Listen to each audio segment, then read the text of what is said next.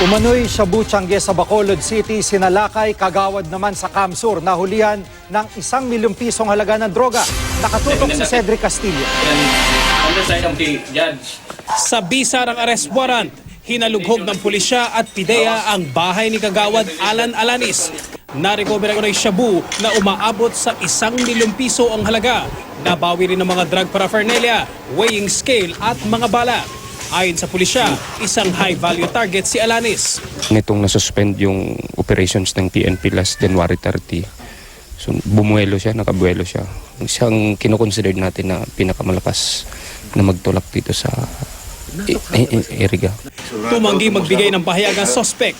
Nahuli rin ng drug runner umano na si Aldrin Cadag.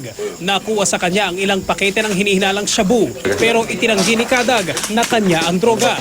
Sa Bacolod City, nabisto ng PIDEA ang isa umanong Shabu Tiangge. Arestado ang may-ari ng isang tindahan na si Delia Echraela at 8 iba pa. Na-recover din ang nasa 200,000 pisong halaga ng umano'y shabu. Ayon sa pulisya, sa naturang tindahan nagaganap ang transaksyon ng droga.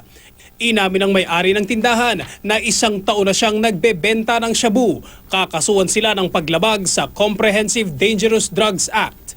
Cedric Castillo, Nakatutok, 24 Oras.